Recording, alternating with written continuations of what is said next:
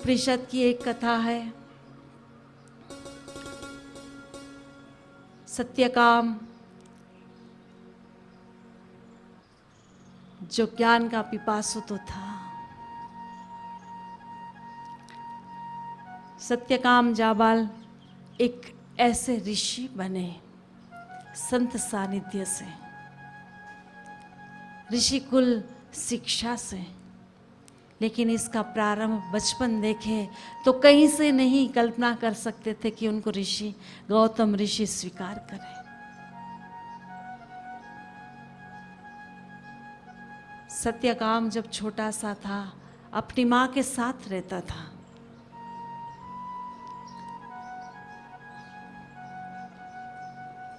बारह साल का हुआ, एक बार माँ से कह रहा था, माँ मुझे भी गुरुकुल में भेज दे, मैं गुरु चरणों में बैठकर ज्ञान को पाऊं, शिक्षा को प्राप्त करूं। तब माँ ने आशीर्वाद देते हुए कहा, धन्य है बेटा, जाओ आप गुरुकुल में जाओ, गुरुओं के चरणों में रहकर शिक्षा को प्राप्त करो, ज्ञान को प्राप्त करो। तब सत्यकाम ने अपनी माता से पूछा कि माँ, जब मैं गौतम ऋषि के चरणों में ज्ञान प्राप्ति के लिए जाऊंगा तब मुझे पूछा जाएगा, मुझसे पूछा जाएगा तेरा गोत्र कौन सा है, तो माँ मुझे बता दे मैं किस गोत्र से हूं। अब माँ ये नहीं बता पा रही थी कि उसका कौन सा गोत्र है। आगे सत्यकाम पूछता है कि मेरा पिता कौन है।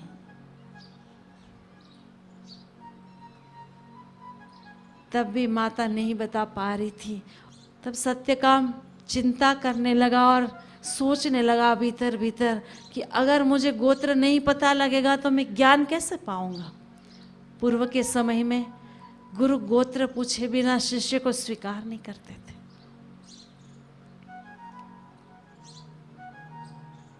उच्च शिक्षा पाने हेतु ऋषि आश्रम में जाना था, लेकिन आज चिंतित इस चिंता में तनाव में बैठा हुआ था। सोच रहा था मैं कैसे शिक्षा पाऊंगा जब मुझे गोत्र ही नहीं पता है। बालक जब चिंतित होता है तब माता बड़ी परेशान हो जाती है। आज सत्यकाम की माता भी बड़ी चिंतित होकर परेशान होकर सोच रही थी, अब बेटे की चिंता को मैं कैसे दूर करूं। उसी समय जाबाली ने हिम्मत के साथ सत्यकाम के पास आकर कहा, बेटा तू जा, गौतम ऋषि के आश्रम में जाकर कहना मैं जाबाली का पुत्र सत्यकाम जाबाल हूं, ये तेरा परिचय पर्याप्त है। मां आशीर्वाद देते हुए सत्यकाम जाबाल को गौतम ऋषि के आश्रम भेजती है। 12 साल का बालक गौतम ऋषि के आश्रम में जाकर ऋषि चरणों में वंदन करते प्रणाम कर रहे थे। तब गौतम ऋषि ने उस नन्हे से बालक से पूछा, बेटा किस उद्देश्य से आपका आना हुआ।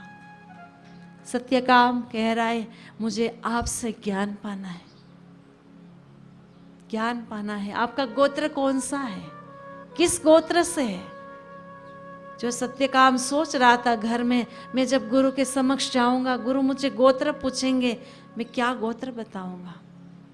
तब सच्चाई के साथ, ईमानदारी के साथ जो माँ ने कहा था वही की वही बात गौतम ऋषि के सामने दोहरा दी। कहा, ऋषिवर मेरी माँ ने मुझे युवावस्था में जन्म दे दिया था, वो सेवा में संलग्न रही, सेवा शुश्रूषा करती रही, कभी उसने मेरे पिता से पूछा नहीं कि किस गोत्र से है।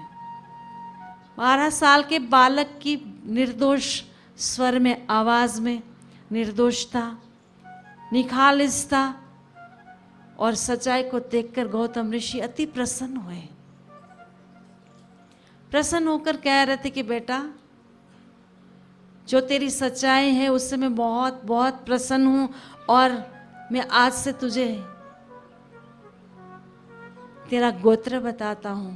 तू कोई ऐसे वैसे गोत्र से नहीं है, तू ब्राह्मण गोत्र से है। गुरु अति प्रसन्न होकर सत्यकाम को अपने चरणों में रख करके ब्राह्मण गोत्र का पुत्र समझकर स्वीकार कर लिए।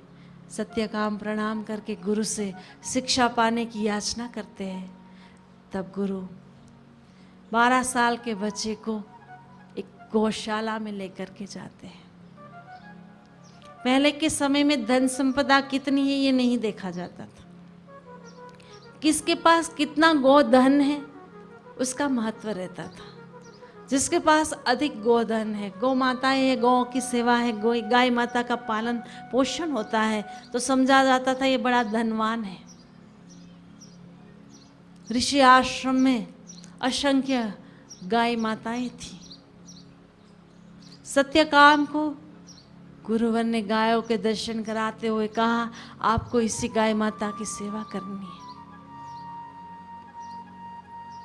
आपको ज्ञान प्राप्ति के लिए मैं 400 गाय देता हूँ।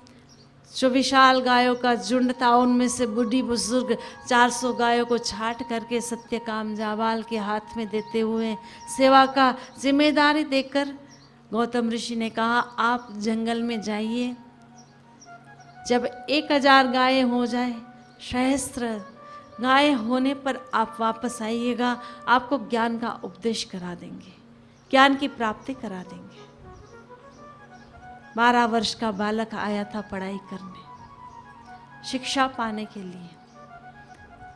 धर्म शिक्षा तो बाद में मिलेगी, लेकिन अभी आपको 400 गायें लेकर के जंगल जाना है। जब 1000 गाय होने के बाद आपको लौटना है। सत्यकाम जाबाल गुरु की दी हुई सेवा को अहर्निश भाव के साथ, अहोभाव से हृदय को भरते हुए गुरु की सेवा को स्वीकार करके गायों को लेकर जंगल की ओर निकल पड़ता है। सेवा का दायित्व पूर्ण रूप से निभाते हुए सत्यकाम गायों के बीच में ही बैठता, गायों के बीच में ही सोता और गायों की ही पूर्ण रूप से सेवा करता था। कब कोई गाय जंगल से इधर उधर चली ना जाए, मात्र और मात्र बस हृदय में ज्ञान प्राप्ति की तमन्ना थी। गुरु की सेवा दी हुई सेवा में पूर्ण मन के साथ, निष्ठा के साथ, श्रद्धा के साथ लगे हुए थे।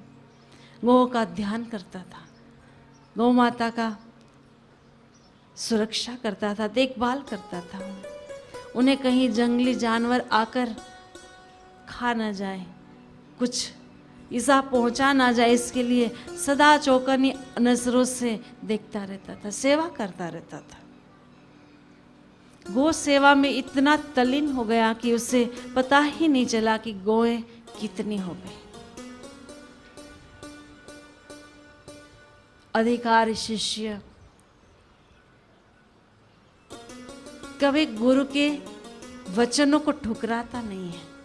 गुरु ने कहा था कि आपको 400 गायें लेकर के जाना है, गुरु सेवा करनी है। 1000 होने के बाद आपको शिक्षा मिलेगी, ज्ञान मिलेगा। गुरु वचनों को शिरोधार्य करते हुए जंगल को ही अपना मंगल बनाकर सेवा कर रहा था, गायों की सुरक्षा कर रहा था। 1000 गाय हो गई, उसके बाद भी उसको ये नहीं पता लगा कि गाय 1000 हो गई। लगा हुआ था सेवा के साथ, एकतांता के साथ। एक दिन वायुदेव ने वृषभ के रूप में आकर सत्यकाम को जगाया और कहा, ओ ब्रह्मचारी, हम अब सहस्त्र हो चुके हैं, हम 1000 हो चुके हैं। अब हमें गुरुद्वार पे लेकर के चलो, मैं तुम्हें एक पद ब्रह्म का उपदेश करूंगा। वायुदेव वृषभ के रूप में सत्यकाम को कह रहे कि मैं ब्रह्म का उपदेश करूंगा, आप गुरु के द्वार हमें लेकर के चलो। सत्यकाम सहस्त्र हजार गायों, 1000 गायों को लेकर गुरु के द्वार जाने के लिए निकले। इतना दूर जंगल में पहुंच चुका था कि 4 दिन उसको गुरुद्वार तक पहुंचने में लगता। गायों की देखभाल करते हुए एक दिन बीता और जब रात बीत गई तब उस रात में यात्रा न होने से कोई सुरक्षित स्थान पर बैठ गए। इस प्रकार प्रथम विश्राम में वृषभ देव ने पाद का उपदेश दिया, पाद ब्रह्म का उपदेश दिया। दूसरे दिन सवेरे होते फिर उन गायों को सेवा के ख्यालों के साथ उनको जब प्यास लगती पानी पिलाते हुए, भूख लगती थोड़ा जंगल में चराते हुए फिर आगे और अपनी यात्रा प्रशस्त कर रहे थे। दूसरे दिन की रात जब बीती तब दूसरे पाद का उपदेश देने, ब्रह्म का उपदेश देने अग्निदेव आए। सत्यकाम को दूसरी रात में पाद ब्रह्म का उपदेश अग्निदेव दे रहे थे। जब देवों ने ब्रह्म का उपदेश, पाद उपदेश देते देते सत्यकाम की स्थिति को जाना, अहर्निश गुरु का चिंतन और हाथों में सेवा, न अपना कोई ख्याल था, न देह भाव था, न चित्त कहीं क्षणिक सुखों में थे। मात्र और मात्र ज्ञान की पिपासा, उसी पिपासा से और आगे की यात्रा करते हुए तीसरा दिन का सूर्योदय हुआ। गायों को आगे लेते हुए, चराते हुए, पिलाते हुए आगे जा रहा था। तीसरे दिन की रात बीती। तब फिर रात्रि के मध्याह्नकालीन समय में हंसों ने ब्रह्म का उपदेश दिया सत्यकाम जाबाल।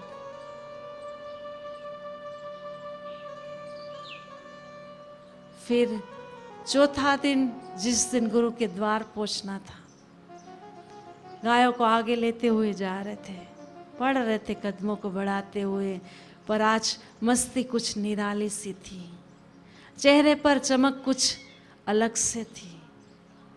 पूर्ण रूप से गुरु के चिंतन के साथ, भीतर से गुरु के साथ एकाकार हुआ था। पाद ब्रह्म का उपदेश सुनते सुनते ब्रह्म क्षत्रिय गुरु की यादों में वो इतना तन्मय था, भीतर से गुरु की ऊर्जा शक्ति के साथ एक होकर आगे चल रहा था। लेकिन उस दिन भी गुरुद्वार नहीं पहुंच पाया। गायों की सेवा, गायों की देखभाल करते करते उस रात को भी जंगल में ही रुकना हुआ। और उस रात को चौथा पाद का उपदेश देने मत गुरु नाम का जलचर पक्षी आया। उस जलचर पक्षी ने ब्रह्मपाद का उपदेश दिया चौथे दिन। जब 5वें दिन गुरु के द्वार पहुंचता है 1000 गायों को लेकर, और गायों की देखभाल को देखकर गुरु भी अति प्रसन्न हुए और गुरुदेव के चरणों में आकर सत्यकाम जाबाल कहता है, गुरु महाराज आपकी दी हुई सेवा पूर्ण रूप से 1000 हो चुकी है, अब आप मुझे ज्ञान का उपदेश दीजिए। जब गुरु ने सत्यकाम जाबाल की ओर देखा, नजरों से नजर मिलाते हुए चेहरे पर जो लालिमा छाई हुई थी ब्रह्म की स्थिति की, और गौतम ऋषि भी सोच रहे थे आज कुछ खबर तो ऐसी दे रही है जैसे इस बालक को तो पूर्णता का साक्षात्कार हो चुका है। फिर भी सत्यकाम जाबाल गुरु चरणों में वंदन करते हुए कह रहे थे, गुरुदेव मुझे अपनी हाल करिए, अपने ज्ञान से मुझे ज्ञान का उपदेश दीजिए। तब गौतम ऋषि ने कहा कि जो तुझे पाना था वो तुम पा चुके हो। उस नूरानी खबर तुम्हारी मुखाकृति दे रही है, अब तुम्हें कुछ पाने की आवश्यकता नहीं। लेकिन गुरु चरणों का अनुरागी शिष्य कहता है, किसने क्या उपदेश दिया वो सभी बातें बताते हुए कह रहे थे, एक रात में वायुदेव ऋषभ के रूप में आकर के मुझे ब्रह्म का उपदेश दे रहे थे। मेरी स्थिति बन रही थी, मुझे समझ आ रहा था, मैं उस ब्रह्म चिंतन के साथ एकाकार जरूर हुआ था, पर मुझे सदा याद आपकी बनी रही। मुझे ज्ञान तो अपने गुरु से पाना है, गौतम ऋषि से पाना है। दूसरा दिन बीता, तब फिर अग्निदेव आए और अग्निदेव ने भी मुझे ब्रह्म का उपदेश दिया था। ब्रह्म तत्व तो एक ही है और उस ब्रह्म की अमृतमयी छटा में मुझे उपदेश दे रहे थे, लेकिन मेरा हृदय तो यही कह रहा था, ज्ञान तो मुझे गुरु से पाना है। तीसरे दिन भी मुझे उपदेश हंसों ने दिया, चौथे दिन भी मुझे उपदेश मदगु नाम का जलचर पक्षी ने दिया। लेकिन गुरुदेव, मैं निहाल तो तभी मानूंगा अपने आप को जब आप मुझे उपदेश देंगे।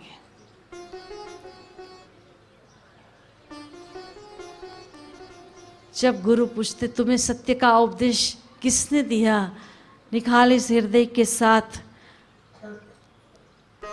प्रीति के भाव के साथ, ईमानदारी से शिष्य ने चारों का नाम बताकर गुरु को कहा कि मुझे उपदेश तो वृषभदेव से मिला है, अग्निदेव से मिला है, हंसों से मिला है, जलचर पक्षी से मिला है, पर मैं पूर्णता तो तभी मानूंगा कि जब मुझे आप ब्रह्म ज्ञान देंगे।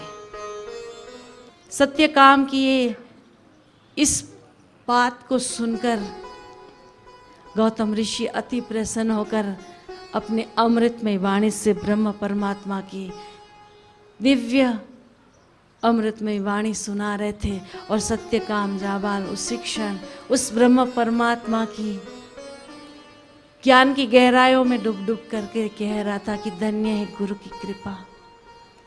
और गुरु कह रहे थे कि धन्य है शिष्य का निखालिस हृदय, सच्चाई से भरा हृदय, जो गुरु के सामने एक बार भी झूठ नहीं कहा, असत्य नहीं कहा कि मैं किस गोत्र से हूँ। जैसा माँ ने कहा था वैसी की वैसी बात आकर के मुझे बताई कि मेरा पिता कौन है मैं नहीं जानता हूँ, मैं किस गोत्र से मैं नहीं जानता हूँ, लेकिन मैं जाबाली का पुत्र सत्यकाम जाबाल हूँ। मेरी माँ ने अहर्निश भावों के साथ सेवा किया है। इसे सच्चाई से गुरु प्रसन्न होकर शिष्य को स्वीकार कर ब्रह्म क्षत्रिय ब्रह्म गुरु ने स्वीकार कर ब्रह्म का साक्षात्कार कराया। शिष्य रूपी किश्ती का गुरुदेव आप ही एक किनारा है। जब भवसागर से मनुष्य तैरता डूबता है, उस समय अगर कोई भी शिष्य गुरु चरणों में जाकर सच्चाई और ईमानदारी से प्रार्थना करे तो गुरु कृपा जरूर जरूर उसकी नाव को, नैया को संसार से पार कराती है।